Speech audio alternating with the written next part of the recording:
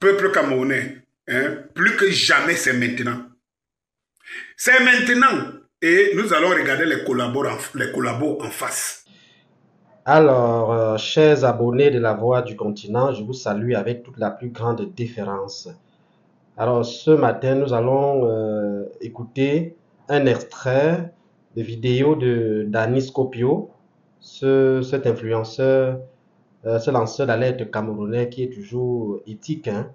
Et voilà, il a essayé de faire un décryptage important des correspondances administratives qui ont été adressées à certains leaders communautaires ici au Cameroun parce que la proclamation des résultats des élections présidentielles est prévue dans 2 jours, puisque nous sommes aujourd'hui mardi le 21.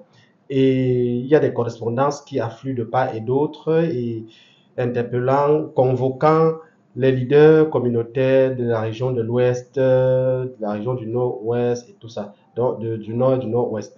Donc, les démembrements de l'administration territoriale, qui sont les sous-préfets, les préfets, ont initié certaines correspondances que Dani Scopio, dans son analyse, essaie de décrypter pour nous.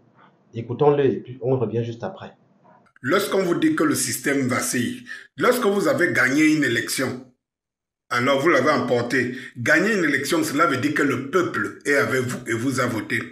Pourquoi toutes ces manigances, tous ces parcours, toutes ces contorsions et tout? Je vous lis comme ça là, le communiqué du préfet d'Edea.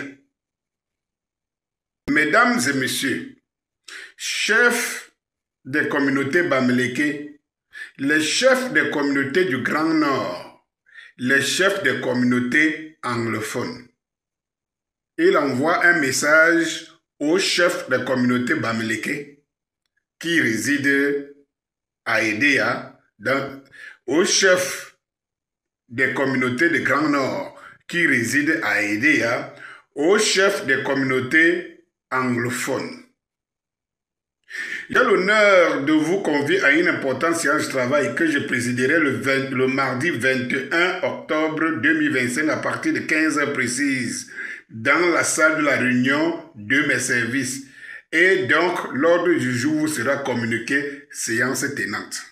À votre avis, vous pensez que à Edea, dans la zone Bassa, hein, parce que c'est une élection présidentielle, pourquoi on inviterait essentiellement les chefs traditionnels, les chefs de communauté Bamileke, anglophones et les chefs de communauté du Grand Nord? C'est pour quel sujet? C'est parce que c'est eux qui revendiquent, hein, le changement au Cameroun. Voilà ça. Tout simplement. C'est eux qui revendiquent donc le changement au Cameroun.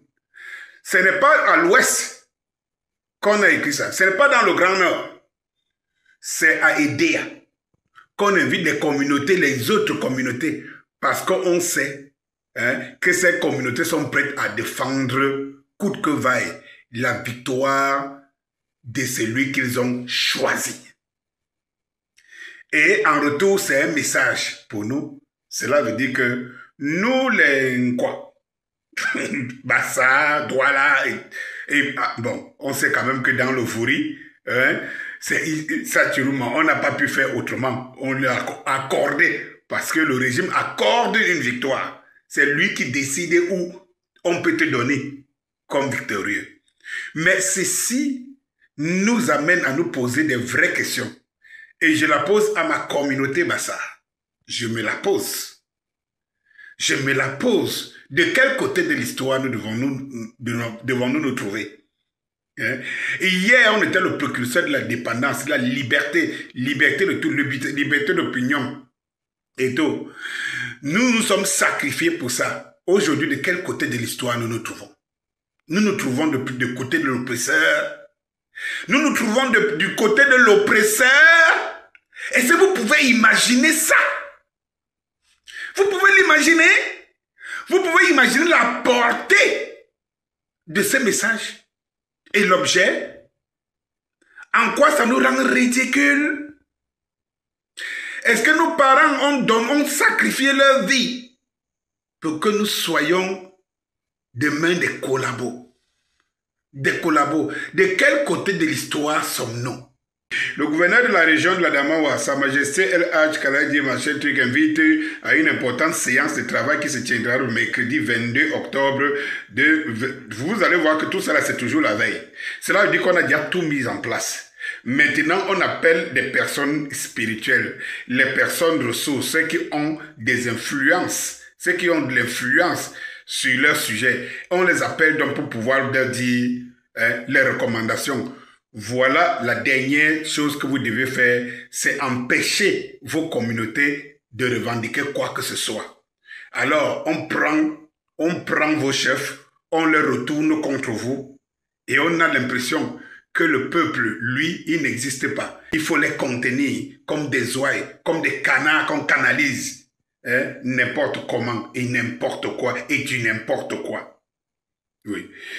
Les sénateurs et députés de la région de la Damawa au Parlement camerounais, les responsables administratifs au rang régional et assimilés, les chefs traditionnels de premier degré et de deuxième degré des régions, tous les chefs des communautés religieuses, tous les chefs de communautés halogènes, tous les présidents des chefs de mouvements associatifs ethniques, sportifs, commerciaux et professionnels, tous les présidents et responsables des associations et des syndicats mototaximans ainsi que les transporteurs routiers urbains et tout cela, tous les responsables de partis politiques reconnus par l'État, tous les responsables ONG, machin, tralalala. Bon, ok, d'accord. Il invite. Dites-vous, vous avez vu ça dans quelle démocratie? Vous avez vu dans quelle démocratie? Lorsque le peuple passe au vote, le peuple va choisir une personne, le peuple va choisir son dirigeant. C'est une élection présidentielle.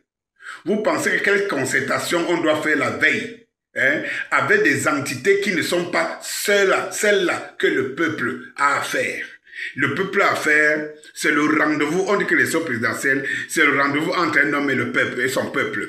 Pourquoi les intermédiaires sont invités pour influencer la décision du peuple lorsque les élections, les pseudo-élections seront proclamées?